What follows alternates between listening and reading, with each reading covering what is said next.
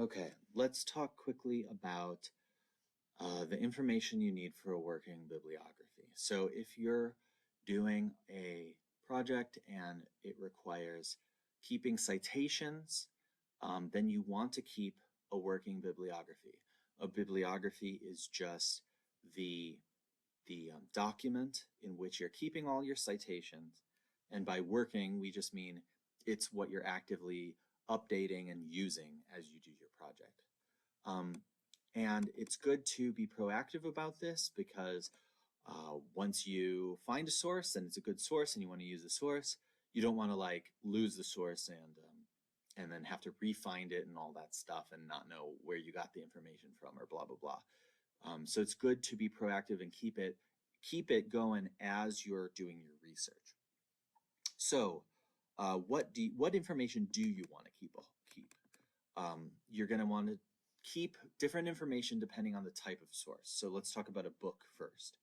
So some things you want to keep for a book: the library call number, authors and editors, title and subtitle, the city, the publisher, the year of publication, the edition, if there is an edition, the volume number, if there is one, translator, all those things, if they exist for that source. And then like if it is part of a collection, that's important. So if it's part of a collection, you put the author and title of the collection as well as the page numbers that it's found in the collection. Sources from a database. Okay, so publication information, like we said before, the name of the database, the DOI, that stands for the digital object identifier. So every item of a database will have a DOI, or the URL. So that's just the website you found it on. And if it has one, you could get the stable URL, which is a URL that doesn't get changed when people change the website. Also called a permalink. And the date you accessed it. So that whenever it was that you accessed it, because people change websites, it's important to know when you accessed it, just in case the website changes and the content changes. Okay, for an article or a print periodical, that's like a magazine or a journal or a newspaper.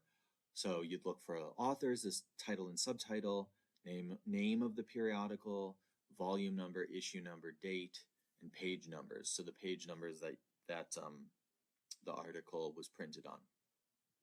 And then this one's maybe the most important one for a web source. I imagine in today's day and age with the internet, most of our sources are from the web, it seems like. So what would we use?